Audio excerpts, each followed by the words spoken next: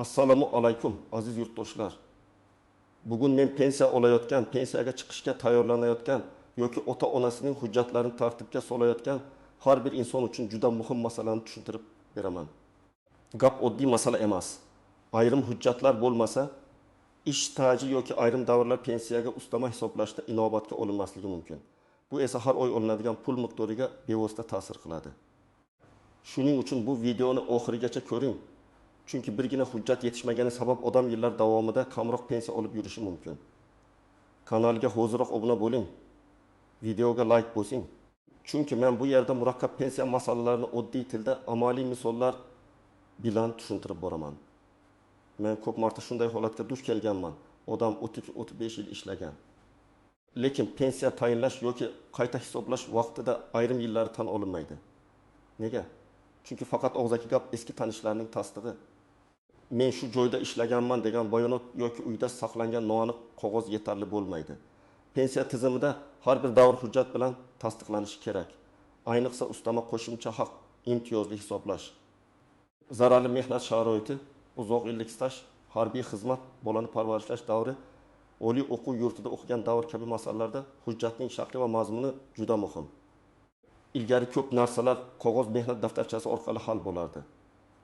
Mehnat daftarchasida korxona nomi, ishga kirgan sana, ishdan bo'shagan sana, lavozim, buyruq raqami bo'lsa, shu asosiy dalil sifatida qabul qilinar edi. Lekin hozir ko'p ma'lumotlar elektron bazalar orqali tekshiriladi. Soliq, bandlik, arxiv, pensiya jamg'armasi tashkilotlarning hisobotlari bir-biriga solishtiriladi. Agar mehnat daftarchasida yozuv bor, lekin tashkilotning hujjati yoki arxiv ma'lumoti topilmasa, savollar paydo bo'ladi. Agar yozuvda muhr yo'q, sana xato, korxona nomi tushunarsiz, buyruq raqami ko'rsatilmagan bo'lsa, bu ham muammo tug'diradi. Asosiy o'zgarish shundaki, hozir pensiya masalasida ishlaganman degan gap emas, buni qaysi hujjat isbotlaydi degan savol birinchi o'ringa chiqadi. Men buni qo'rqitish uchun aytmayapman. Aksincha oldindan bilib, hujjatlarni to'g'rilab qo'ysangiz o'zingizni ham, oilangizni ham ortiqcha yugur-yugurdan saqlaysiz. Eng avvalo, eski korxonalarda ishlagan fuqarolar ehtiyot bo'lishi kerak. Masalan, 1995 yildan 1998 yilgacha kolxozda, sovxozda, zavodda, qurilish boshqarmasida, tikuv fabrikasida yoki ta'lim, tibbiyot muassasasida ishlagan bo'lsangiz, hujjatlar arxivga topshirilgan yoki yo'qmi tekshirib qo'yish kerak. Chunki ayrim korxonalar tugatilgan, nomi o'zgargan, boshqa tashkilotga qo'shilgan yoki umuman hujjatlari tartibsiz saqlangan bo'lishi mumkin. Masalan, bir pensioner ayol 1990 yildan 2020 yilgacha tikuv sexida ishlagan. Mehnat daftarchasida yozuv bor. Lekin oxirgi 2 yil uchun buyruq raqamlari ko'rsatilmagan. Pensiya qayta hisoblanganda shu davr bo'yicha qo'shimcha stajni tasdiqlash talab qilinadi. Agar arxivdan ma'lumotnoma topilsa, hammasi joyiga tushadi. Agar topilmasa, sud tartibida yoki boshqa qo'shimcha dalillar bilan isbotlashga to'g'ri kelishi mumkin. Mana shu jarayon 1-2 kunda emas, ba'zan oylar davom etadi. Ikkinchi toifa zararli yoki og'ir mehnat sharoitida ishlaganlar. Masalan, kon, kimyo zavodi, metallurgiya, sement ishlab chiqarish, paxta tozalash, issiq seks, rentgen xonasi, dezinfeksiya, gaz elektr payvandlash, traktorchi, kombaynchi, haydovchi kabi ishlarda ishlaganlar uchun oddiy staj yetarli bo'lmasligi mumkin. Bu yerda lavozim nomi, ish sharoiti, ish joyi, ish hajmi, stavka, buyruq, attestatsiya yoki ish sharoitini tasdiqlovchi hujjatlar kerak bo'ladi. Agar odam men payvandchi bo'lganman desa-yu, hujjatda ishchi deb yozilgan bo'lsa, imtiyozli ustama yoki imtiyozli staj masalasida muammo chiqadi. Uchinchi toifa pensiyasi kam chiqib, qayta hisoblatmoqchi bo'lganlar. Ko'pchilik pensiya tayinlangach, mayli, shu ham bo'ladi deb yuradi. Keyin qo'shnisi yoki qarindosh ko'proq pensiya olayotganini ko'rib, nega meniki kam deb qiziqa boshlaydi. Men bunday vaziyatda birinchi navbatda pensiya hisob-kitob varaqasini ko'rishni maslahat beraman. Qaysi yillar stajga kiritilgan, qaysi daromadlar hisobga olingan, qanday ustamalar qo'shilgan, qanday davrlar rad etilgan. Bularning hammasi aniqlanishi kerak. Ba'zan odamning 3 yil staji kiritilmagan bo'ladi. Ba'zan ish haqida ma'lumotnoma noto'g'ri berilgan bo'ladi. Ba'zan lavozim imtiyozli ro'yxatga tushishi mumkin. Lekin tasdiqlovchi hujjat yetishmaydi. 4-toifa mehnat daftarchasida xatolik borlar. Masalan, familiya bir joyda Karimova, boshqa joyda Karimova M, pasportda esa qaramog'a bo'lib qolgan. Yoki tug'ilgan sana 1928 yil o'rniga 1929 deb yozilgan. Yoki ishga kirish sanasi bor, lekin bo'shash sanasi yo'q. Yoki tashkilot muhri bosilmagan. Bunday kichik ko'ringan xatolar pensiya masalasida katta to'siqqa aylanadi. Chunki mutaxassis hujjatga qarab qaror qiladi, xotiraga yoki taxminga qarab emas. Kimlar ortiqcha xavotir olmasligi kerak? Agar sizning mehnat faoliyatingiz so'nggi yillarda rasmiy elektron tizimlarda yuritilgan bo'lsa, ish beruvchi siz uchun ijtimoiy soliq va badallarni to'lab kelgan bo'lsa, mehnat shartnomalari, buyruqlar, ish haqi ma'lumotlari bazalarida to'liq bo'lsa, xavf ancha kam. Lekin bu umuman tekshirmas ham bo'ladi degani emas. Men har bir kishiga pensiya yoshiga 2-3 yil qolganda hujjatlarni oldindan ko'rib chiqishni tavsiya qilaman. Keling aniq misol qilamiz.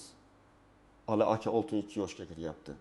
U 1932-1934 yillarda harbiy xizmatda bo'lgan. 1935 yillarda zavodda ishlagan. 1936-2005 yillarda xususiy firmada haydovchi bo'lgan. 2006 yildan keyin esa maktabda qorovul bo'lib ishlagan. Agar harbiy bilet bor bo'lsa, xizmat davri tasdiqlanadi. Zavod bo'yicha mehnat daftarchasi va arxiv ma'lumoti kerak bo'lishi mumkin. Xususiy firma hozir mavjud bo'lmasa, o'sha davrdagi ish haqi, buyruq, soliq hisobotlari yoki arxiv ma'lumotlari qidiriladi. Maktab bo'yicha esa odatda ma'lumotlarni topish osonroq. Chunki davlat muassasalarida hujjatlar nisbatan tartibli saqlanadi. Agar Ali aka faqat mehnat daftarchasini olib borib, qolgan hujjatlarni tekshirtirmasa, ayrim yillari to'liq hisobga kirmasligi mumkin. Yana bir misol. Dilbar opa 3 nafar farzandni tarbiyalagan. 1992-1995 yillarda bolani parvarishlash ta'tilida bo'lgan. U bu davr pensiya hisobida qanday aks etishini bilmoqchi. Bu yerda farzandlarning tug'ilganlik guvohnomasi, ish joyidan ta'til haqidagi buyruq yoki mehnat daftarchasidagi tegishli yozuvlar ahamiyatli bo'ladi. Agar bola parvarishi davri hujjat bilan tasdiqlanmasa, keyin men uyda bola boqqanman degan gapning o'zi yetarli bo'lmaydi. Eng katta tuzoq shuki, odamlar mehnat daftarcham bor demak hammasi hal deb o'ylaydi. Mehnat daftarchasi juda muhim hujjat, lekin undagi yozuvlar aniq, to'liq va qonuniy bo'lishi kerak. Agar yozuvni kim kiritgani noma'lum, muhr o'qilmaydi, sana o'chib ketgan, lavozim noto'g'ri yozilgan bo'lsa, qo'shimcha tasdiq talab qilinishi mumkin. Ayniqsa ustama yoki imtiyoz haqida gap ketganda, faqat umumiy ish staji emas, aynan qaysi lavozimda, qaysi sharoitda, necha yil ishlagani muhim bo'ladi. Ikkinchi tuzoq, ish haqi ma'lumotnomasi. Ba'zi pensionerlar pensiyasini oshirish uchun eski yillardagi yuqori oyliklarni hisobga kiritmoqchi bo'ladi. Bu mutlaqo tabiiy. Lekin ish haqi haqidagi ma'lumotnoma ariq hujjatlarga asoslangan bo'lishi kerak. Unda tashkilot nomi, davr, oyma-oy ish haqi, asos bo'lgan hujjatlar, rahbari mas'ul shaxs imzosi muhr bo'lishi kerak. Agar ma'lumotnoma shunchaki falonchi shuncha oylik olgan deb yozilgan bo'lsa. Lekin asos hujjat ko'rsatilmasa, uni qabul qilishda muammo chiqishi mumkin. Uchinchi nozik jihat, korxona nomi o'zgargan bo'lsa. Masalan, siz Toshkent qurilish trestida ishlagansiz. Keyin u qurilish montaj boshqarmasiga aylangan, keyin xususiylashtirilgan. Orqadan ma'lumot so'ragan eski nomni ham, yangi nomlarni ham ko'rsatish kerak. Aks holda arxiv bunday tashkilot bo'yicha hujjat yo'q deb javob berishi mumkin. Men amaliyotda ko'rganman, odam bir marta noto'g'ri nom bilan so'rov yuboradi, rad javob oladi, keyin hujjat yo'q ekan deb taslim bo'ladi. Aslida esa hujjat boshqa nom ostida saqlanayotgan bo'ladi. 4-jihat guvohlar masalasi. Ayrimlar 2 nafar sobiq hamkasbim guvohlik bersa, stajim tan olinadi deb o'ylaydi. Guvohlik ayrim holatlarda yordam berishi mumkin, lekin bu har doim ham asosiy dalil bo'la olmaydi. Pensiya organlari avvalo rasmiy hujjatni so'raydi. Guvohlik ko'pincha hujjatlar yo'qolgan, arxiv saqlanmagan, lekin boshqa bilvosita dalillar mavjud bo'lgan holatlarda ko'rib chiqiladi. Bundan tashqari, guvohlarning o'zi ham o'sha davrda, o'sha tashkilotda ishlaganini isbotlash kerak bo'lishi mumkin. 5-jihat. Norasmiy ishlagan davrlar. Agar odam bozorda savdo qilgan, ustachilik qilgan, dehqonchilik qilgan, lekin rasmiy ro'yxatdan o'tmagan, soliq yoki badal to'lamagan, shartnoma tuzmagan bo'lsa, bu davrni pensiya stajiga kiritish juda qiyin bo'ladi. Men yil ishlaganman degan gap insoniy tomondan tushunarli, lekin huquqiy tomondan rasmiy dalil bo'lmasa hisobga olinmaydi. Shuning uchun bugun ishlayotgan yoshlar ham bundan saboq olishi kerak. Rasmiy ish, rasmiy shartnoma, Rasmiy to'lovlar kelajak pensiyangizning asosidir. 6-jihat chet elda ishlaganlar. Agar fuqaro boshqa davlatda ishlagan bo'lsa, bu davrni pensiyaga qo'shish alohida tartibda ko'rib chiqilishi mumkin. Bu yerda xalqaro shartnomalar, migratsiya hujjatlari, ish shartnomasi, to'langan badallar, o'sha davlatdan olingan tasdiqnomalar muhim. Masalan, Rossiyada, Qozog'istonda yoki boshqa mamlakatda ishlagan odam faqat men u yerda ishlaganman desa yetarli bo'lmaydi. Ish beruvchi davlat organi yoki tegishli fond tomonidan berilgan rasmiy hujjat kerak bo'ladi.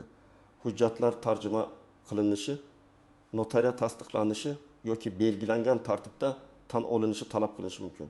7-jihat. Sud orqali isbotlash. Ba'zi odamlar darrov sudga boraman deydi. Sud oxirgi choraga yaqinroq. Avval pensiya bo'limiga murojaat qilinadi. Arxiv so'rovlar yuboriladi. Tashkilot vorisi aniqlanadi. Mavjud hujjatlar yig'iladi. Agar rasmiy organ rad etsa yoki hujjatlarni boshqa yo'l bilan olish imkoni bo'lmasa, shundan keyin sud orqali mehnat faoliyati faktini belgilash masalasi ko'tarilishi mumkin. Sudga ham bo'sh qo'l bilan borilmaydi. Mehnat daftarchasi nusxasi, eski ma'lumotnomalar, kasaba uyushmasi bileti, ish haqi varaqalari, mukofot buyruqlari, faxriy yorliqlar, guvohlar, arxiv javoblari kabi dalillar tayyorlanadi. 8-jihat. Pensiya ustamasi bilan oddiy stajni aralashtirib yubormaslik kerak. Oddiy staj pensiya olish huquqi va miqdoriga ta'sir qiladi. Ustama esa alohida asoslar bo'yicha qo'shilishi mumkin. Masalan, ayrim toifadagi shaxslar, alohida xizmatlari borlar, nogironligi bo'lganlar, qaramog'ida mehnatga layoqatsiz shaxslar borlar yoki qonunda belgilangan boshqa holatlar bo'yicha qo'shimcha to'lovlar bo'lishi mumkin. Har bir ustama uchun o'zining hujjati kerak. Nogironlik bo'lsa, tibbiy ijtimoiy ekspertiza hujjati kerak. Qaramog'ida shaxs bo'lsa, tug'ilganlik, nikoh yashash, ta'minot va boshqa tegishli hujjatlar kerak bo'lishi mumkin. Xizmat yoki umuman bo'lsa, tegishli guvohnoma yoki qaror kerak. Endi men sizga nima qilish kerakligini aniq aytaman. Birinchi qadam, uyda bor barcha hujjatlarni bir joyga yig'ing. Mehnat daftarchasi, harbiy bilet, diplom, tug'ilganlik guvohnomalari, nikoh guvohnomasi, familiya o'zgargan bo'lsa shu haqdagi hujjat, ish haqi ma'lumotnomalari, eski buyruqlar nusxasi, faxriy yorliqlar, guvohnomalar, kasaba uyushmasi bileti, soliq yoki tadbirkorlik hujjatlari, nogironlik ma'lumotnomasi, qaramog'ingizdagi shaxslar bo'yicha hujjatlarni alohida papkaga soling. Ikkinchi qadam, mehnat daftarchasini varaqma-varaq tekshiring. Har bir ish joyida ishga kirgan sana bormi? Ishdan bo'shagan sana bormi? Buyruq raqami bormi? Lavozim aniq yozilganmi? Muhr bormi? Imzo bormi? Tashkilot nomi tushunarlimi? Familiya va ism pasport bilan mosmi? Agar bir joyda xato ko'rsangiz, buni e'tiborsiz qoldirmang. Xato qanchalik erta aniqlansa, uni tuzatish shunchalik oson bo'ladi. 3-qadam, pensiya bo'limiga yoki tegishli davlat xizmatlari markaziga murojaat qilib, pensiya huquqingiz va mavjud staj bo'yicha ma'lumotlarni tekshirtiring. Agar siz allaqachon pensiya olayotgan bo'lsangiz, pensiyangiz qanday hisoblanganini tushuntirib berishlarini so'rang. Qaysi davrlar hisobga olingan? Qaysi davrlar olinmagan? Nima uchun olinmagan? Qanday hujjat yetishmayapti? Buni yozma yoki aniq tushuntirish tarzida bilib oling. 4-qadam, arxivga so'rov yuboring. So'rovda men ishlaganman, topib beringlar deb umumiy yozmang. Aniq yozing. Familiya, ism, otasining ismi, tug'ilgan sana, o'sha paytdagi familiyangiz, tashkilotning to'liq nomi, taxminiy ishlagan yillar, lavozim, bo'lim yoki sex nomi. Agar bilsangiz buyruq sanasi yoki rahbar nomi. Agar korxona nomi o'zgargan bo'lsa, eski va yangi nomlarni ham yozing. Arxivdan ishga qabul qilish va ishdan bo'shatish buyruqlari, ish haq hujjatlari, shaxsiy varaqa. Shaxsiy tarkib bo'yicha ma'lumotlarni so'rang. 5-qadam, eski ish joyingiz mavjud bo'lsa, kadrlar bo'limiga murojaat qiling. Sizga ish davri haqida ma'lumotnoma, lavozim haqida ma'lumot, ish haqi haqida ma'lumot. Zararli yoki og'ir sharoitda ishlagan bo'lsangiz, shu bo'yicha tasdiq kerak bo'lishi mumkin. Ma'lumotnomada albatta asos hujjatlari ko'rsatilgan bo'lishi kerak. Masalan, 1997 yil 12 mayda garbiy sonli buyruq asosida ishga qabul qilingan, 1995 yil 20 avgustdagi 28 sonli buyruq asosida bo'shatilgan kabi. 6-qadam, familiya o'zgargan bo'lsa, albatta bog'lovchi hujjat tayyorlang. Ayollar orasida bu juda ko'p uchraydi. Masalan, diplom qiz familiyasida, mehnat daftarchasi birinchi nikohdagi familiyada, pasport esa ikkinchi nikohdan keyingi familiyada bo'lishi mumkin. Bunday holatda nikoh guvohnomalari, ajrim hujjati, familiya o'zgargani haqidagi ma'lumotnoma juda muhim.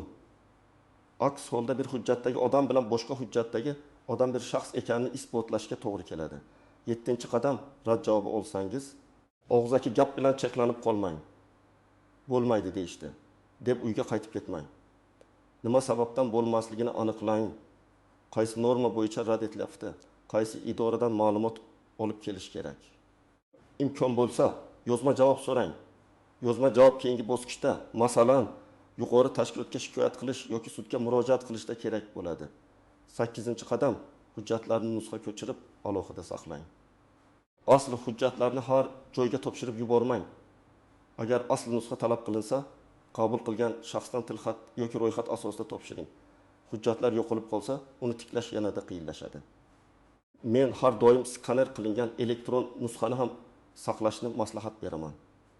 Telefon bilan suratga olib qo'yish ham yo'qdan ko'ra yaxshi, lekin sifatli skan ancha ishonchli. 9-qadam. Pensiyaga chiqish arafasida emas. Undan oldin harakat qiling. Ko'pchilik pensiya yoshi kelganda hujjat yig'ishni boshlaydi. Bu esa vaqtni cho'zadi. Agar arxiv javob bir oyda kelsa, yana qo'shimcha so'rov kerak bo'lsa, yana kutasiz. Shuning uchun IB5, IB8 yoshdan boshlab, ayniqsa hujjatlari eski bo'lganlar asta-sekin hammasini tartibga keltirishi kerak. Bu sizga pensiya tayinlashda ham, keyinchalik qayta hisoblashda ham yordam beradi.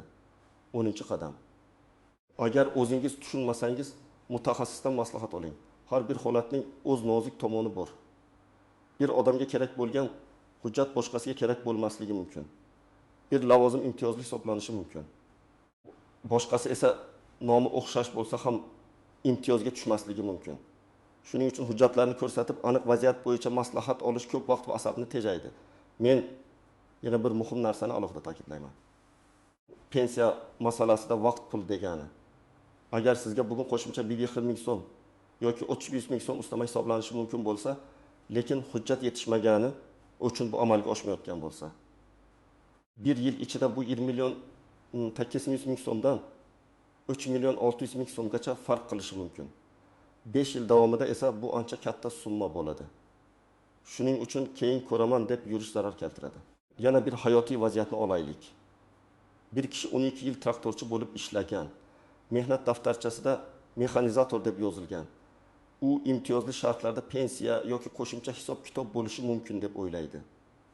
Lekin pensiya organi undan aniq lavozim, ish turi, mavsumiy yoki doimiy ishlagani, qaysi texnikada ishlagani, qaysi buyruqlar asosida ichki hujjat so'rashi mumkin.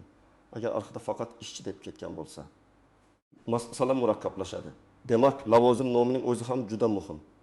Yana bir misol, tibbiyot xodimi 25 yil ishlagan, lekin uning ayrim yillari qishloq vrachlik punktida, ayrim yillari xususiy klinikada o'tgan. U men tibbiyotda ishlaganman deydi. Lekin pensiya hisobida muassasa turi, lavozim, stavka, ish vaqti, mehnat shartnomasi, to'langan badallar alohida tekshiriladi.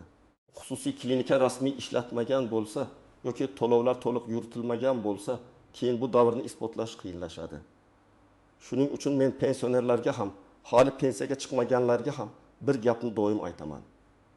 Hujjat bu sizning mehnatingizning isboti. Siz 30 yil halol ishlagan bo'lishingiz mumkin, lekin tizimda bu mehnatni ko'rsatadigan dalil bo'lmasa, sizning huquqingiz to'liq ro'yobga chiqmasligi mumkin. Bu adolatsiz tuyulishi mumkin, lekin amaliy hayotda aynan shunday holatlar ko'p uchraydi. Bugungi asosiy xulosa shuki, pensiya ustamasi, qo'shimcha hisob-kitob, imtiyozli staj yoki qayta hisoblash uchun har bir davr va har bir asos hujjat bilan tasdiqlanishi kerak.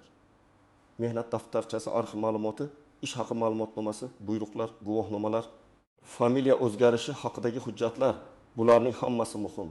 Hujjat yo'q bo'lsa, ustama hisoblanmasligi, ayrim yillar stajga kirmasligi yoki pensiya kutilgandan kam chiqishi mumkin. Men sizga maslahat beraman. Bugun hujjatlaringizni tekshiring, papkaga joylang, yetishmayotganlarni aniqlang, arxiv va tegishli idoralarga murojaat qiling. Ayniqsa ota-onangiz pensioner bo'lsa, ularning hujjatlarini ham ko'rib chiqing. Balki ular yillar davomida olishlari kerak bo'lgan qo'shimcha pulni olmayotgandir. Agar sizda shunday holat bo'lgan bo'lsa, izohlarda yozing. Qaysi hujjat yetishmadi? Qaysi davr hisobga olinmadi? Muammoni qanday hal qildingiz? Bu boshqa tomoshabinlarga ham katta yordam bo'ladi. Videoga like bosing, kanalga obuna bo'ling va yaqinlaringizga ulashing. Chunki bu ma'lumot har bir pensioner va har bir oila uchun juda muhim.